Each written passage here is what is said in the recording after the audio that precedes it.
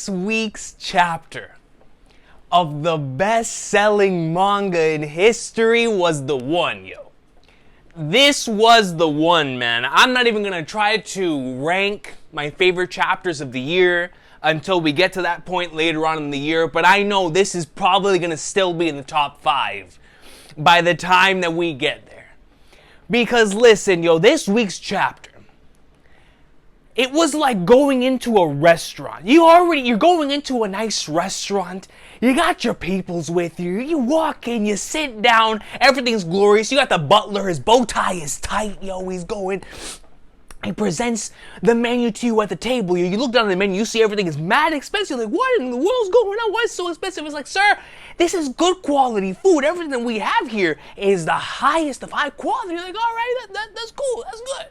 Sometimes sacrifices need to be made in order to experience greatness. And whereas in a restaurant you have to pay money, for us, we can't get on social media for 5 days. So it's like, okay, I understand for high quality experiences, we need these sacrifices. And so you sit down in this restaurant, you have Mr. Bowtie, he comes in and he's like, yo, so what would you like to eat today? You look at him and you're like, all right, the steak looks pretty good. Let me get this steak. And he comes back 2 seconds later, he brings the steak, the cow, the whole family. You're talking about 60,000 moos. The whole restaurant is filled with moo. I mean, yo, orders all around you. There are no steaks. It's the entire family of cows. That's this week's chapter of One Piece, yo. This week's chapter of One Piece is you going in ordering some steak, and instead you get the entire family. Because, yo, let me tell y'all something. Whether you're a fan of lore piece, whether you're a fan of romance piece, because, Lobin was on full display, and you love to see it. We love to see it, at least I love to see it. Lobin was on full display. Yamato joining the crew confirmed. Confirmed. My boys that I haven't seen in over a month and a half, chilling. My dog Luffy was eating a shish kebab, ready to pack up this man Green Bull. Green Bull didn't want it. We even had a only you can prevent forest fires message in our One Piece. This man Green Bull comes out and is like, yo, you think fire's gonna hurt me? What fire? And instead of fire hurting him, it was a piece of lightning that came down from the heavens. It from who? Who did this piece of lightning come down where he just shook in his boots? My dog stopped moving. He forgot about, the Akainu attaboy. He forgot about the possible badge that he would get for being Akainu's #1 fanboy. He forgot about all that. He forgot about his ability to do everything. He forgot about his admiral status, all of it. The moment that he felt that chill, he was like, whoa. And his house started shaking. My dog, I mean, yo, if you're a tree, you start feeling in the roots. The Earth's core starts shaking. They start talking to you. You got one plant talking to the other. It's a photosynthesis style. It's like, sir, what is it? It's them. It's like, them? Who? Ototo. And it's like, whoa. So the roots are talking to him. They're feeding this message to him. And Green Bull's like, all he can do is put his hands up. That's all I can do. It's like the One Piece. Hands up. That was him the entire. He was like this. He was like, whoa, wait a minute. Now I know, like Kizaru put his hands up. I don't compare Green Bull to Kizaru, because at least Kizaru said, what? Kaido's there? Big Mom there? Send me. I'm that boy. I'm that dude. He don't want to see me. At least Kizaru had that energy. Green Bull said, yo, Momonosuke, I'm out. Momonosuke, I'm out. This man Momonosuke just learned his blast breath, and Green Bull was like, yo, I'm packed up. I'm out of here. I can't do nothing. I can't do nothing. And so now, in the midst of such weak energy, so in the midst of having such a weak backbone, you're presented with the strongest individual in the verse that is communicating. Dude, this man, yo, I don't think y'all understand, bro. This man Shanks, where is it at? This man Shanks, all he did was pull up. He put one foot on top of his boat like this, like in the movies, like he's in Pirates of the Caribbean, he's Johnny Depp, and he's just ready to release an order. Like he just put one foot. He put his hand on his blade. I mean, my dog is posing. You feel me? It's a film red promotion, but we don't care. It's Shanks. Dude, 2 chapters in a row of Shanks. This man looks over, brings out his phone, pulls up Green Bull on speed dial because he knows the Gorosei. He knows his bosses. He got him on speed dial. He's like, all right, the weak one. Here we go. And don't even put it to his ear yet. Shanks just dials the number. The moment he finishes dialing the number, all you see is "Witch-a-ting!" And Green Bull's like, da-da-ba-da-ba-da-ba-da. He's like, my man salivating, bro. Like, and not the good kind of salivating either. Not the good kind. I'm talking about the you're foaming at the mouth kind. He's like, what's going on? And he's looking down, and he's like, yo, what's going on? Why are my knees buckling? Why have my legs turned into spaghetti? And it's like, yo, he goes on, he looks on his phone, and all he sees is the red hair. And he just puts him up. He continues, he buckles even more. He's like, whoa, I didn't know they were here. And my dog Shanks, utilizing full-blown, as King Lightning called it, Discord Haki. Google Meets Haki. As JD Legend calls it, the 5G Haki. You know what I mean? Wi-Fi Haki. He calls him up on speed dial and he's like, son, if you don't stop being the piece of garbage that you are and stop being so scared of the new era before I pull up, and he's like, whoa, my bad. I didn't know you were here, my man. I wouldn't have been as racist as I was if I knew you were here. I wouldn't be this piece of garbage that I am if I knew that you were here. Green Bull was like, my bad, dog. If I knew you were here, I wouldn't have done everything that I did. But he ain't new. And because he didn't know that legend was here, he thought he was about it. He thought he was the strongest person here. But little did he know, he's not even stronger than Luffy. In the presence of Shanks, it's like anybody would be shook, right? Obviously. Except for the top tiers. But get this tree out of here, son. Get him out of here. I'm all for loving and protecting the environment, but not this guy. This guy needs to be packed up. And I look forward to seeing him again for whenever he officially gets packed up. Get him out of here. Get Green Bull out of here. And like I said, I have nothing but the utmost respect for an individual that comes in, and has the type of energy that Green Bull wanted to pull up with. But when you can't back it up, get him out of here. Get him out of here. My dog Green Bull felt a little bit, ooh. And that man said, press start, quit. He did exactly what they be doing in the video games. You're pulling someone in Call of Duty, they're like 0-72. My dog Green Bull was like 0-80. He took an L to everyone that was there. He was going in, an L. Going in, L. Going in, L. And it's like the more he spoke, the more L's he took. Hierarchies, L. Pwn someone. If Kaido was here, I wouldn't be here. L. L. L. And it's like, the more screen time this man had, the more L's he took. And whereas the opposite, the more screen time Shanks had, we saw what happened. All right? And so here's the thing. Regardless of how any of that ended up taking place, it was a showcase of this man Shanks' greatness on full display, and I loved every single second of it. And then if that wasn't enough, if that wasn't just by itself worthy of this chapter being amazing, was that awesome Shanks and Green Bull moment there, where this man cross-country hockeyed this man, knocking out everyone in the vicinity that was not used to it. And he sends this my man transferred this hockey through the air like it was NL, using mantra. And he starts talking to him on speed dial. And so my man has him shook. He has him sweating by talking to him. And if that's not enough, everyone else on the island feels it too, because then we switch over to the following panel. We have Luffy, Zoro, Sanji, and Jinbei being like, yo, no, we don't gotta pull up. We good. We're good.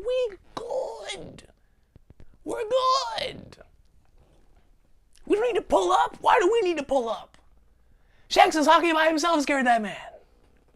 The fact that they were sitting there, like in classic WWE, where they would just sit there in front of the TV and watch them, and you would have that promo of them, they're just sitting there, hands like this, and they're just watching, like, oh, what does Triple H think about this when we come back from commercial? You know, they're just sitting there, they're just watching him on the screen, like, putting on a mug face. That was the GOAT. Except without having a mug face, my man Luffy was eating on a shish kebab.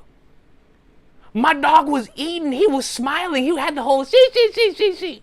They weren't sweating. This is an Emperor's crew now, man, and it felt so good to see that. To know that in the past, when we had the likes of Aokiji popping up and the likes of Kizaru popping up, it always sent a chill throughout our... why wouldn't it? These guys almost destroyed us several times. But now we've gotten to the point where it's like, Admirals? Admirals? We respect them.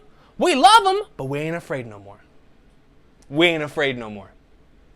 After taking down Kaido, I don't care who it is. I got the boys here with me.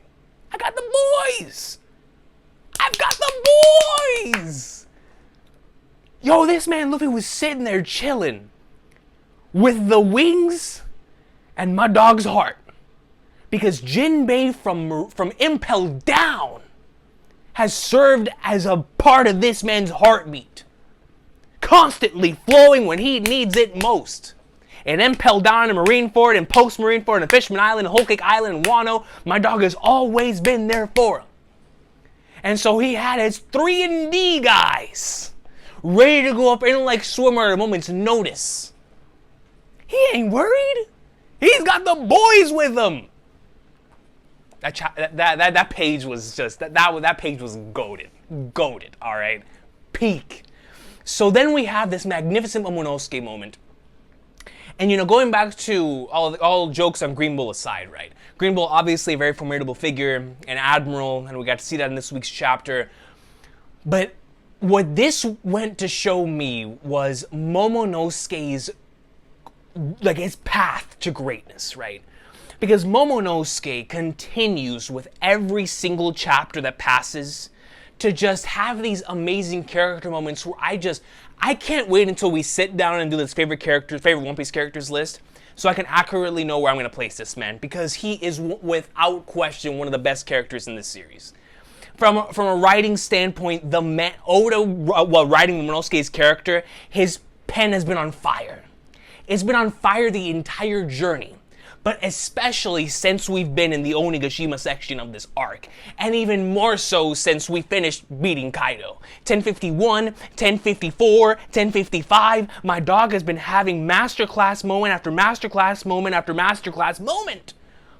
And when you're sitting here, and you know this individual, you know he's going to present the same type of threat that Fujitora presented.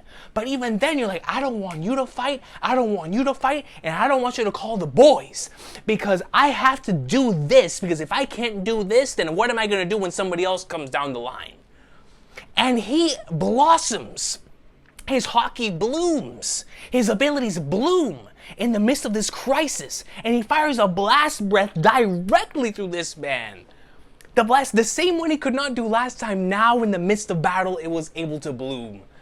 And so it's like, yo, this man Momonosuke, he's just an 8-year-old trapped in a 28-year-old body. When this man's skill catches up to his will, and this man starts learning Ryo Haki, we already know he's gonna have conquerors.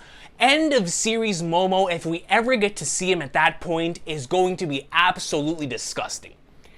Absolutely filthy. In the future, the Shogun of Wano, Kozuki Momonosuke, at some point in time in the future, is going to be known worldwide. He's going to be the deterrent himself.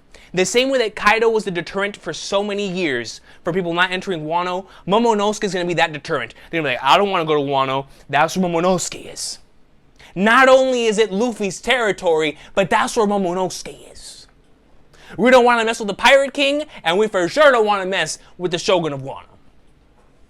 That's going to be goated. When we get to that point in the story, that's going to be goated. And I love when we get moments like this with characters that have no business doing this. You know, and it's something that normally goes to the main protagonist whenever they're presented with this massive obstacle and they can't do anything about it. But in Momonosuke's case, he's doing this solely because of his duty as a leader, because he knows that he must do this. This is his responsibility. He must take accountability for all of this. He himself. And what I love so much about it is that through this, he's also going to have to learn to rely on his retainers as well. And it's like that entire process to me is just so goat, man. It's so goat, and it goes alongside with the title, right? New era, like the next generation coming in is gonna be so nasty. And we see that with Momonosuke, right? But I really love that character moment, and I love how in a similar type of fashion when we got to see Kobe in Marineford, right? And he displayed such an incredible the display of courage that he showed back during Marineford was absolutely incredible, right? He was spitting nothing but facts. And when Akainu went in to go hit him, of course, Kobe was rewarded with not dying there by his Shanks saving him, being like, yo, you spitting facts, little Marine. And we had a similar situation right here, where Shanks comes in and he saves Momonosuke, right? Because obviously, if they would have continued fighting with Green Bull right there, and Shanks would have intervened, that probably would have gotten pretty bad for them, and then Luffy would have had to intervene, right? Well, Yamato was there too, but yeah, Momonosuke specifically told Yamato not to butt in. So it was just really cool stuff on that end. And then the lore piece stuff, man. I mean, come on, dude. I'm really excited to see where all of that ties in, of course, with the Joy Boy's apology letter, Toki coming from 800 years ago, this skull of Onigashima, Oars' ancestors. I mean, I'm sure all of that, the history of Onigashima, that's all going to connect with the stuff we got in this week's chapter. But I'm so curious now when finding out exactly what Pluton is. And even more so, like, this is the thing that Crocodile was really wanted, right? So it's like Robin has been on this journey to see this since then. And so I wonder what all of our reaction is going to be upon seeing this, because this is the ancient weapon that we have been waiting to see for a very long time.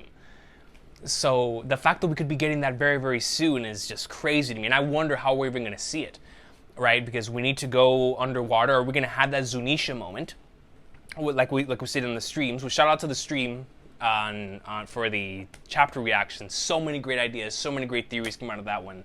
I remember like PK's awesome theories and a lot of other awesome theories that were there. But like Zunisha coming in and taking the water and then blowing it out is such a cool theory. And something I really like about it is that it also connects to the whole Joy Boy thing, right? With the original Joy Boy, considering that he also had the Nika fruit, as we all believe, with the abilities to stretch everything out and stretch other people, and if that stays permanent in the way that we believe, then not only are the walls erected around Wano were most likely Joy Boy's doing, but also Zunisha being able to live above this mass amount of water that was here makes sense too, because potentially this might have been around the time whenever Joy Boy made Zunisha have these extremely long legs, right? It was around the time that this place got flooded, so that Zunisha could get out of there. At least that's my assumption. So it's like all of that is going to have some sort of connection down the line, and of course with the Kozuki clan origins. So we're probably going to get more from Wano lore piece here in the coming chapters. What we got in this week's chapter was absolutely insane, and the most exciting thing for me is going to be, of course, tying into the history of both Wano and Onigashima. And if we don't figure this stuff out here now, then we're going to figure it out whenever we get to the Void Century flashback. Which, it's like, regardless, whether we get this now, we know we're going to get it eventually, the Void Century flashback. So I just wonder when we're going to get this information. But the Toki, like, why Toki ran away, and that, the connection with all of that, I cannot wait to see where that all leads to. And then, of course, with this now being... This might actually connect to the whole volcano thing, right? That all of us have been thinking about with Kaido and Big Mom. And so it's like, if Big Mom, I'm almost certain has been rescued and is back with her pirates right now, right? With her family at this point in time. But Kaido, well, if it's both of them, then that's gonna be crazy. But just in case, because I'm sure that Big Mom's crew has already went and rescued her. I'm very interested on if whenever we see Pluton, if we're going to see Kaido next to it. Because that is a genuine possibility now. And because I don't know, bro. I don't know. It fascinates me how Luffy punching Kaido all the way down there could potentially connect to where Pluton is. And that fascinates me. It fascinates me because it could very well connect to Kaido's backstory and the backstory of Onigashima as a whole, right? Like, I want to know, man. I really, really want to know. So that part of the chapter obviously was awesome. On top of the great character dynamics with Law and Robin, and Sukiyaki there explaining all of this to us. He's just, the lore dumps are always fun. Lore pieces is always great. But of course, the major highlight of this chapter for me was the fact that we got Shanks two chapters in a row. And whether, you know, you're on the side that believes this is just a film red promotion and we're not going to see Shanks again for 100 chapters, or we're going to see Shanks again soon and this is just him going from here, maybe he's going to do something here in Wano, or he's going to go on and go to Elbaf for Lodestar, whatever it is, right? For me personally, I don't care. I got to see Shanks for 2 weeks in a row. I don't care if that's a film red promotion or he's just here nonchalantly passing by. For me, it don't matter. Because I got to see Shanks 2 chapters in a row. Does that make me a fanboy? Absolutely. But the Shanks bias runs deep here, y'all. The Shanks bias runs so deep here. Listen, I have been so deprived of Shanks' greatness. As someone who's been reading this series weekly for so long, I'll never forget when we saw him in a color page, or in a cover page. And it was like, Shanks, that's the first time we've seen this man post time skip. And then we didn't see him again until chapter 903. And then we saw him after that in 107. And it's like, yo, what? Like, getting Shanks so soon when we haven't seen him the entire time skip? And so it's like now we got to have him 2 chapters for the first time since Marineford in 2 back-to-back chapters. I don't care if this was for film or promotion or not. For me, all that matters is that the original goat with the coat is here. We got to see him display the strongest Haki feat, the craziest Haki feat in the series up until this point.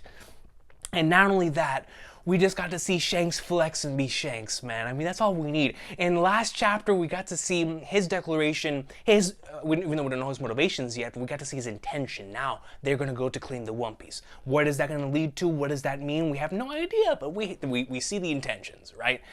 And then in this week's chapter, we see that this man's built different. And we always knew he was built different, but that was confirmed in this week's chapter of like, hold on, man. That's the first time we've seen Shanks actually attack.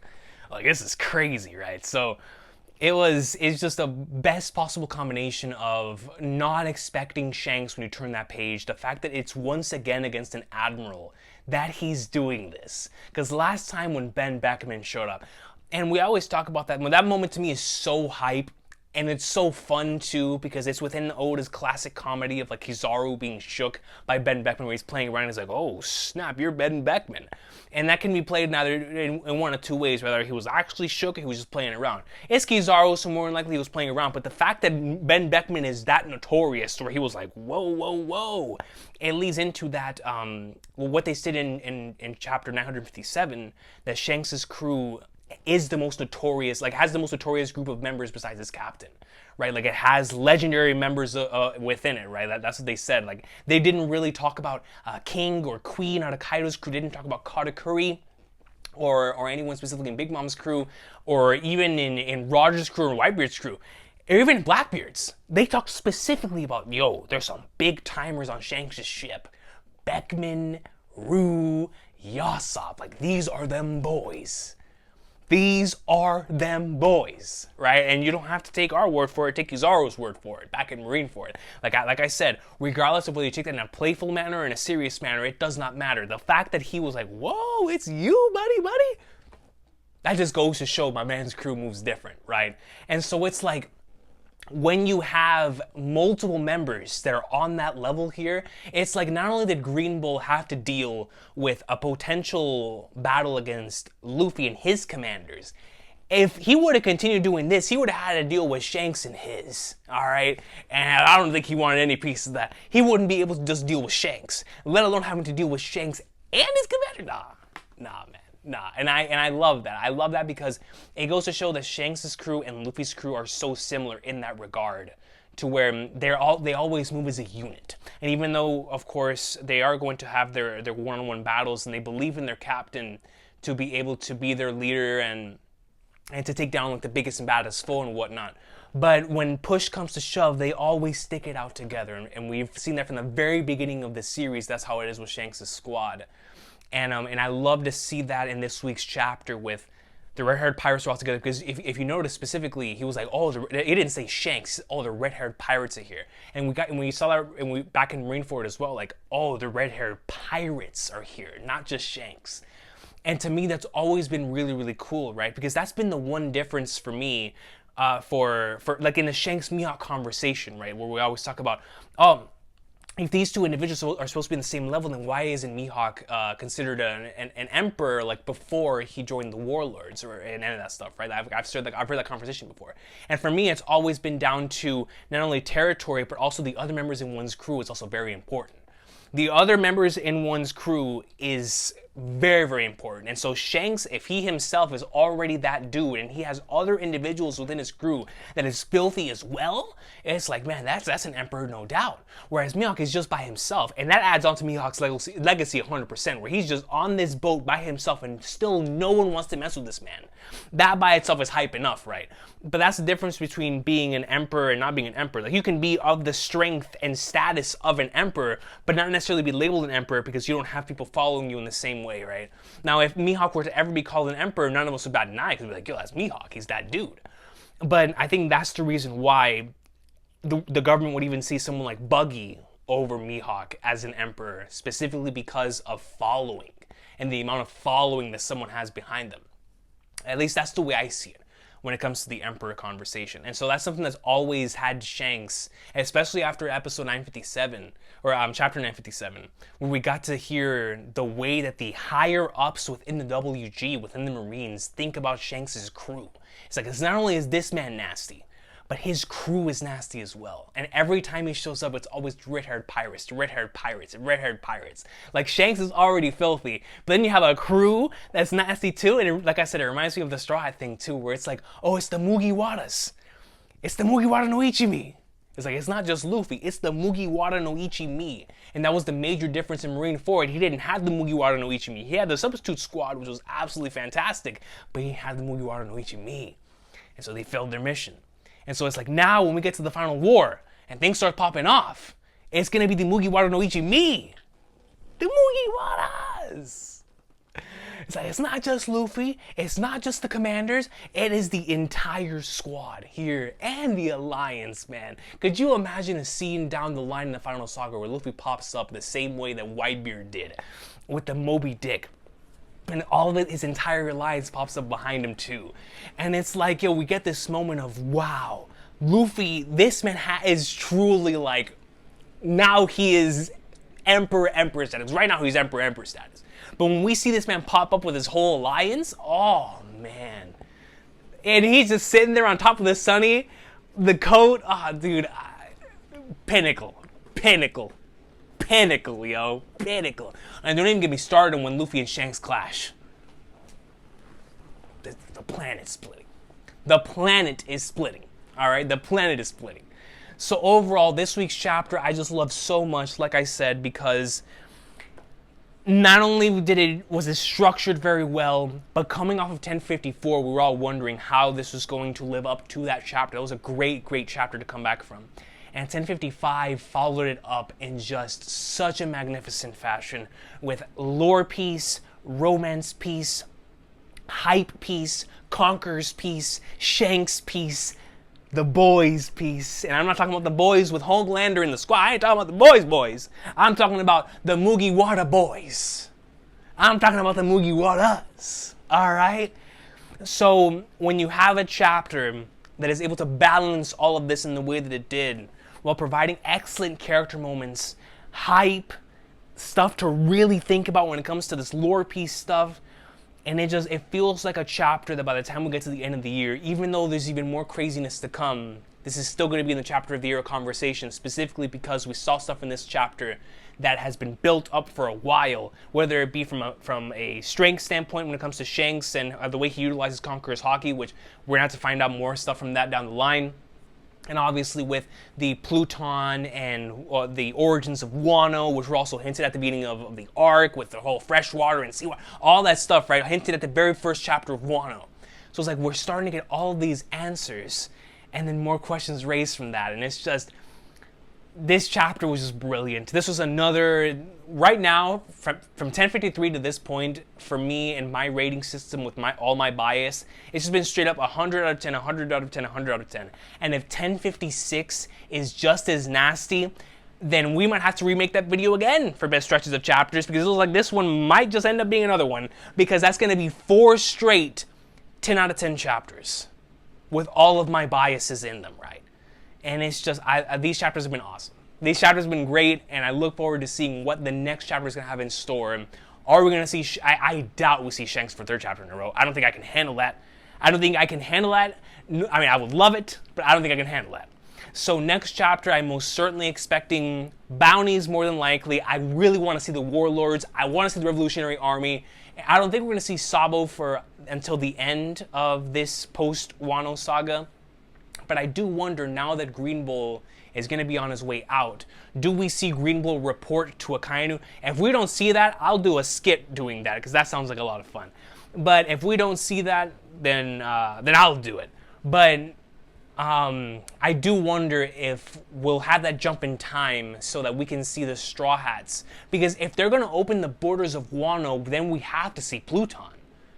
So it's like, how is all that going to play out, and are we going to see that over the course of the next couple chapters? We need to see Jinbei and Yamato officially joining, of course, and if anybody else is going to be coming alongside with them for this final journey. And on top of that, you know, the final moments here with the Wano squad, and then, of course, going around the world and seeing all the insanity happening there. Are we going to finally get to see the SSG? You know, is it almost time for Vegapunk? You know, Revs? So many things to go around the world and see. I really can't wait to see Mihawk again. I want to see what happened with Hancock and Kobe and Weevil and all the warlords. Buggy, dog. When we get to see Buggy again, that is going to be peak, son. And so many different things that we can go to, that no matter where we go next chapter, it's going to be it's going to be a blast. So I feel like the momentum is going to continue to go, because these post-arc chapters have always been insane. But considering where we are in the story as we are going full force from Wano into the final saga, it looks like it's just going to get even more crazy as these chapters progress. So, cannot wait for the next one. I will see you next time. I apologize if I sounded weird at any given points. I still haven't fully recovered, but I was like, yo, I got to come on here and talk about this greatness, man. I have to. This chapter was so goated that I just needed to come on here and get all this stuff off my chest, because I just really, really love this chapter, yo. So I will see y'all next time. This has been the Afterthoughts. Shanks, greatness, OG, goat with the coat, the new goat with the coat, ready to pull up at a moment's notice. That panel, that page, and the fact that he got emotional, just oh, that's a familiar face. Like, that got me emotional, man. I was like, no, he knows that Haki, he recognizes the Haki from whenever he pwned the Sea King. It's like, come on, man. Yo. So, all that stuff, amazing move from Momonosuke, Greenville getting packed. I mean, it was a magnificent chapter, and I really, really can't wait for more, yo. So the fact that we're not going on break after these last 2 chapters is just like, what does 1056 have in store? And the fact that 1056 is the Gomu chapter with 5 and 6, right? We've been speculating for a really long time that could be a really special chapter, and so, excuse me, what's going to be in store? I have no idea, and it could be anything. It could be anything, man. But based on how the last 2 chapters have gone, we can only expect greatness. So I will see y'all. Have an awesome day. Thank you so much for watching. Goat piece is going in, man.